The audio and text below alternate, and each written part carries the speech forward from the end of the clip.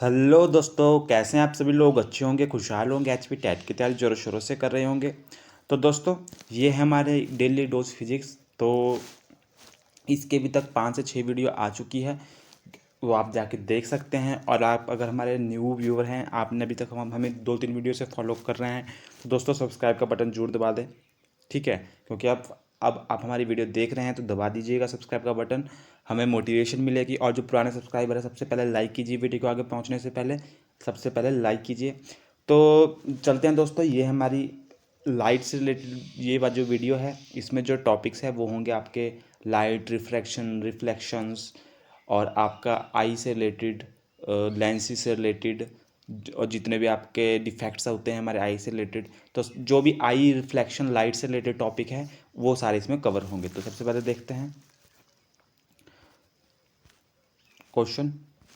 तो क्वेश्चन है दोस्तों, the image formed by the plane mirror. Plane mirror कैसी इमेज फॉर्म करता है? देखो दोस्तों, आपको पता होना चाहिए प्लेन मिरर एक तो आपकी सीधी इमेज फॉर्म करता है, ठीक है, इरेक्ट इमेज फॉर्म करता है, और फ्रंट और क्या करता है, सेम डिस्टेंस पर, जैसे कि आपका ये मिरर है, आपकी सीधी इमेज फॉर्म करेगा।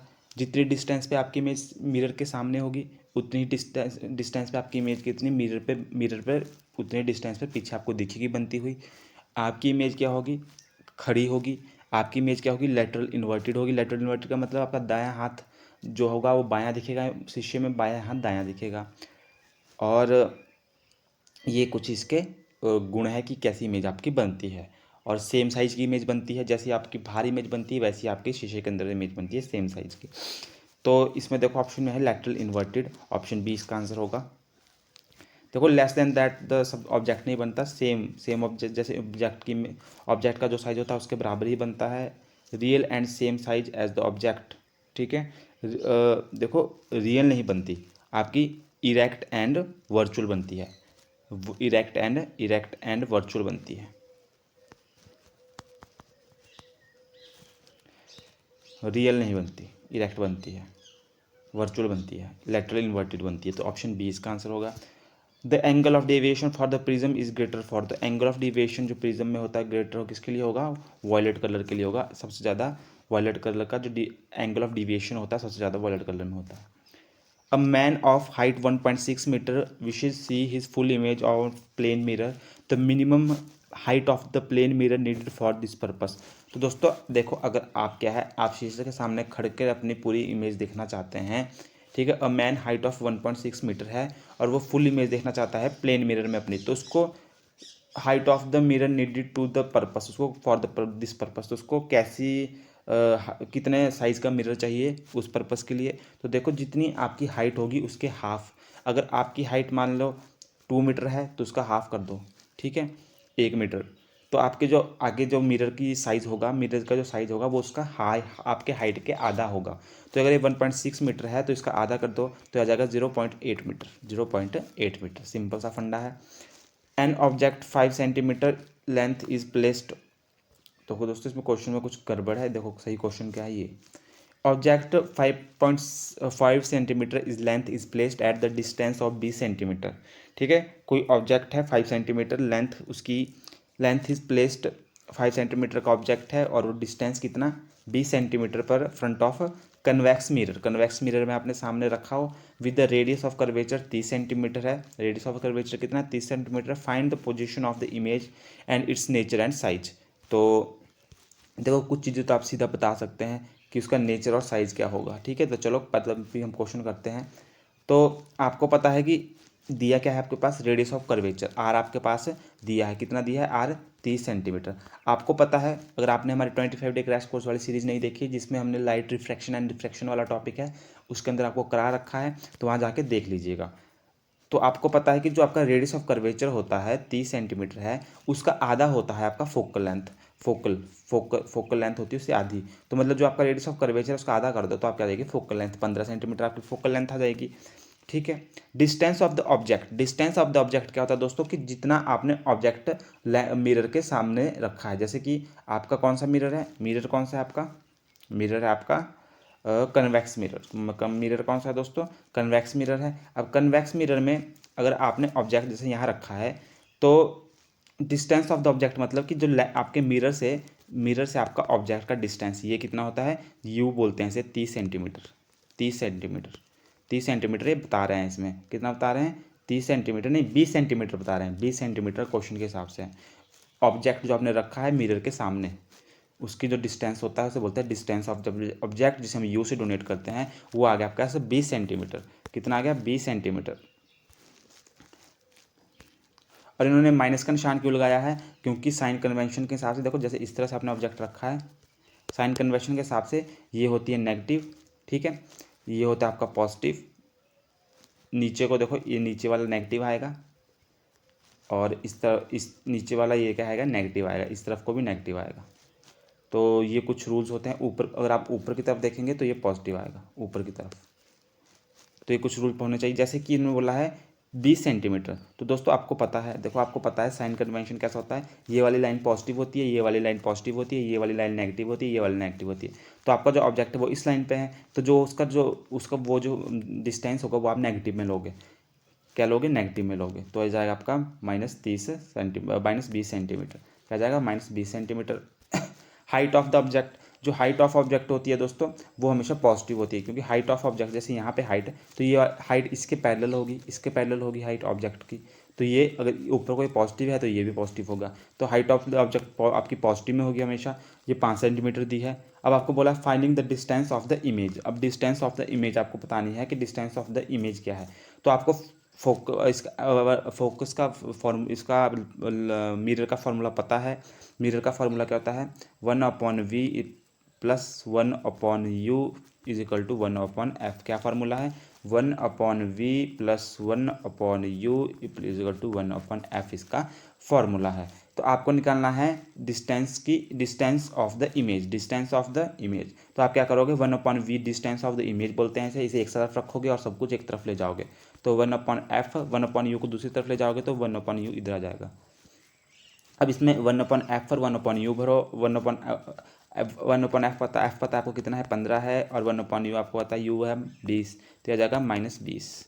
ठीक है, अब इसको सॉल्व करेंगे दोस्तों जब आप, तो 1/v -15 यह जाएगा +1/20।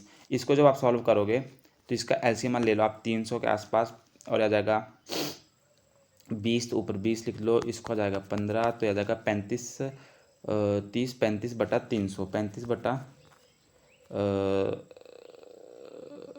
ठीक है 35/300, ये आ जाएगा 1/v। v आ जाएगा आपके पास 300/35।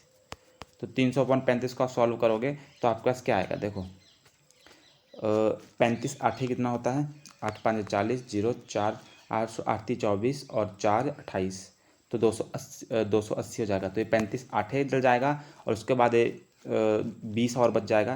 तो आप क्या करोगे, एक 10 उसके लिए पॉइंट लगा दोगे और 0 लगा दोगे, तो फिर से आपके पास आगे 57 आ जाएगा। तो 8.57 इसका आंसर आ जाएगा। ये आगे आपकी यूजिंग दिस फार्मूला इमेज कितनी की इमेज जो है आपकी कितने डिस्टेंस पर बन रही है, इमेज आपकी कितने डिस्टेंस पर बन रही है। और इमेज आपको पता है, अगर आपने हमारी 25 डे क्रैश कोर्स देखी है, जो आपका कन्वेक्स मिरर होता है वो इस तरह से कन्वेक्स मिरर होता है, ये वाली साइड उसकी होती है पॉलिश। यहाँ से आप ऑब्जेक्ट रखते हो हमेशा। जब आपने ऑब्जेक्ट यहाँ रखा तो आपकी इमेज कहाँ बनेगी, इमेज बनती है आपकी इस तरफ को इसकी इमेज बनती है, जो आप क्या है डॉटेड लेते हो। ठीक है, तो इस तरफ को आपकी इमेज बनती है, और यहाँ फोकस जो आपका होता है वो पॉजिटिव होता है। ठीक है, फोकस आपका पॉजिटिव होता है, और यहाँ को आपकी इमेज डिस्टेंस भी पॉजिटिव होता है, इसलिए यहाँ इमेज डिस्टेंस भी पॉजिटिव आया, और आपने यहाँ पे फोकस भी पॉजिटिव लिया है 15। तो ये कुछ चीज़ आपको पता होनी चाहिए। अब है finding the size of the image. अब finding the size of image भी बोला है कि साइज बताओ इमेज का। आपको पता है फॉर्म ऑफ मैग्नीफिकेशन क्या होता है, m is equal to -v/u। ये होता है आपका मिरर के लिए, किसके लिए, मिरर के लिए। तो आपको पता है कि इसका फॉर्मूला क्या होता है मैग्नीफिकेशन का, 1/v/u is equal to h, height of image और हाइट ऑफ ऑब्जेक्ट।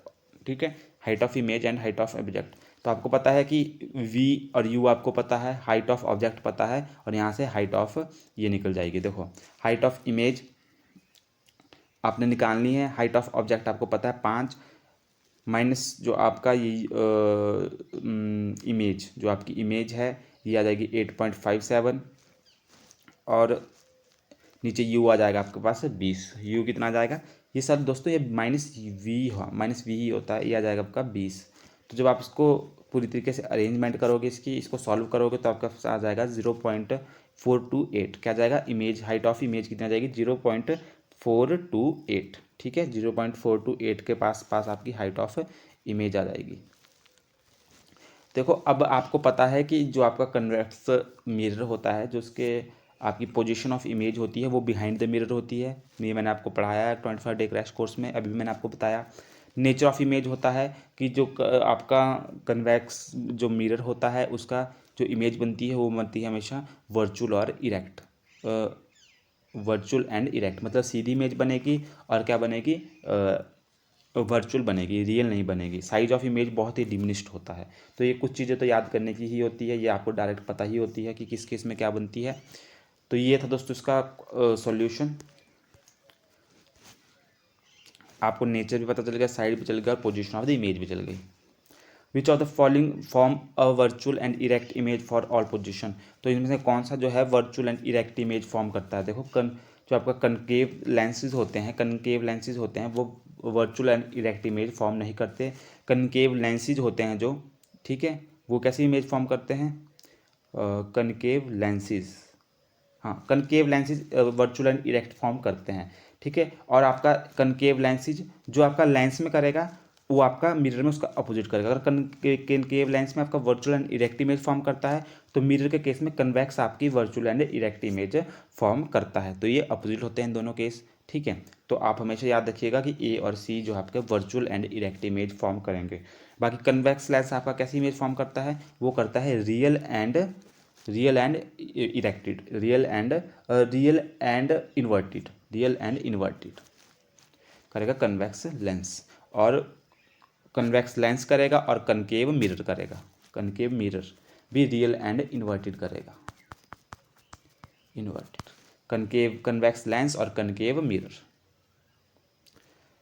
अगला the mirror use by dental doctor is, तो mirror use by dental doctor, तो डेंटल डॉक्टर कौन सा मिरर यूज़ करते हैं। देखो डेंटल डॉक्टर को जो होता है आपको मैग्नीफाई करना होता है, चीज़ को बड़ा करके देखना पड़ेगा उसको, आपके जो मुंह में देखनी है चीज़ें, ठीक है। तो ऐसा केस कौन सा बनाता है, देखो जो आपका कनकेव मिरर है, कनकेव जो आपका मिरर है, ठीक है, कनकेव मिरर ही है जो ऐसा केस बनाता है। बाकी जो कन्वेक्स मिरर है वो आपकी क्या है, डिमिनिश्ड इमेज ही बनाता है हर केस में वो डिमिनिश्ड इमेज ही बनाता है। तो कनकेव मिरर है इसका आंसर, कनकेव मिरर। ये क्या है, इसके 5 केसेस में ये बड़ी इमेज, 2-3 केसेस में ये बड़ी इमेज भी बनाता है, तो कनकेव मिरर ही है।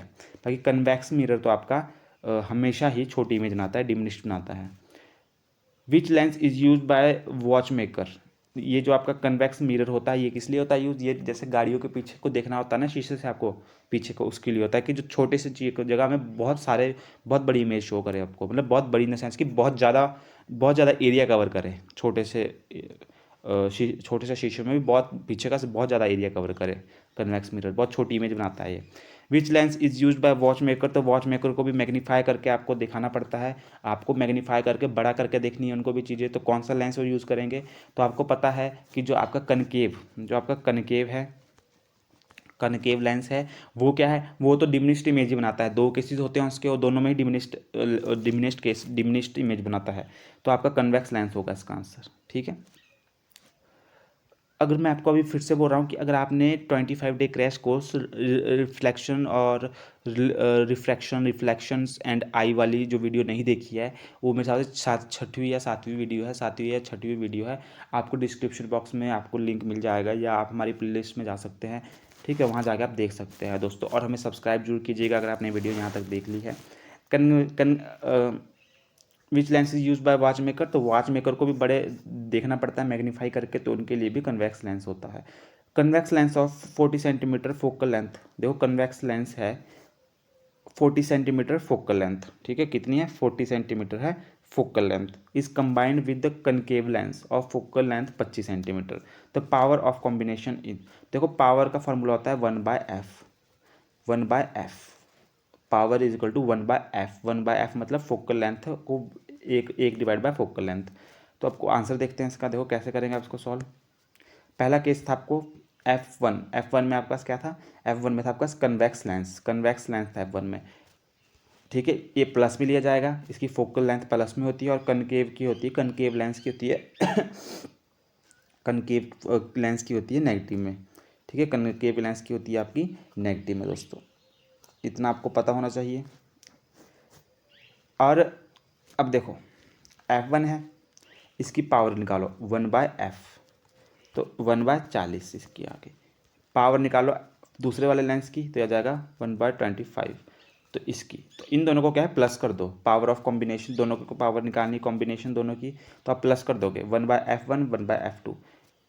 परंतु आपके पास दिया है सेंटीमीटर में, और इसकी जो यूनिट होती है वो मीटर होती है, ठीक है, डायप्टर होती है, जिसके लिए आपको मीटर में इसको चेंज करना पड़ेगा। डायप्टर होते हैं आपके 1/मीटर, 1/मीटर में होती है, तो आपको इसको सेंटीमीटर से मीटर में चेंज करना पड़ेगा। उसके लिए क्या होता है दोस्तों, आपको क्या करना पड़ेगा, सेंटीमीटर को डिवाइड करना पड़ेगा 100 से। जब ये ऊपर चले जाएगा तो ये नीचे से मिट जाएगा और ऊपर चले जाएगा 100। तो इस केस में हम क्या करते हैं, जब सेंटीमीटर में दी होती है तो हम सीधा 100/f लिखते हैं, 100/f, ठीक है। तो हम क्या करेंगे 100/f है 40 सेंटीमीटर, प्लस का निशान लगेगा, प्लस करें हम कॉम्बिनेशन, और दूसरा इसकी फोकल लेंथ है नेगेटिव में, तो 100/25। इन दोनों को क्या करेंगे अब हम सॉल्व करेंगे, तो 100/40, जब हम माइनस माइनस 100/25, ये आ जाएगा आपका केस। अब इन दोनों को सॉल्व करो दोस्तों, तो ये आपके पास आ जाएगा जो पावर है 1.5 डायोप्टर।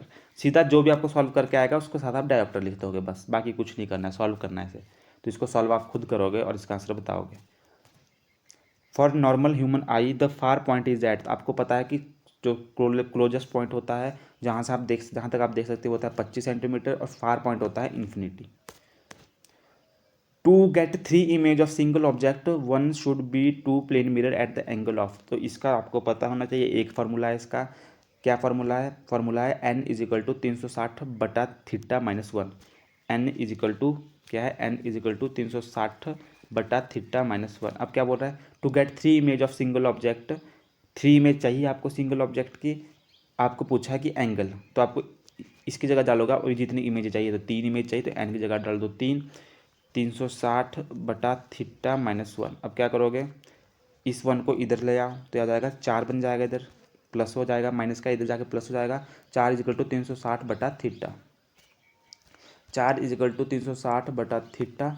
अब क्या है, थीटा इजिकल टू 360/4, 4 9 36 आ जाएगा 90, तो थीटा आ जाएगा 90, ऑप्शन बी। तो ऑप्शन बी इसका आंसर आ जाएगा। अगर आपको इमेज पूछी हो, अगर आपको पूछा है कि कितनी इमेजें बनेगी अगर इतने एंगल पर रखेंगे, तब भी ये फार्मूला लगेगा। अगर पूछा है कि कितने एंगल पे इतनी इमेज बनेगी, तब भी ये फार्मूला लगेगा, इसको ध्यान रखिएगा। Person is 6 feet, how tall must vertical mirror be if he is able to see his entire length, तो आपको पता है कि जितना का साइज़ होगा उससे आधा आपका मिरर लगेगा। तो 6 फीट है तो इसका आधा 3 फीट होता है, उतने साइज़ का मिरर लगेगा पूरी इमेज देखने को। ए नहीं, सी ऑप्शन, सी ऑप्शन।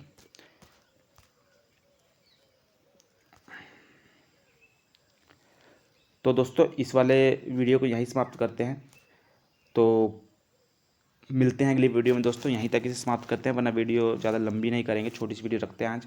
तो दोस्तों कैसी लगी वीडियो जरूर बताएं, अच्छी लगी तो लाइक कीजिए, शेयर कीजिए, सब्सक्राइब कीजिए। मिलते हैं अगली वीडियो में, धन्यवाद दोस्तों, बाय बाय। जाने से पहले जरूर सब्सक्राइब कीजिए दोस्तों।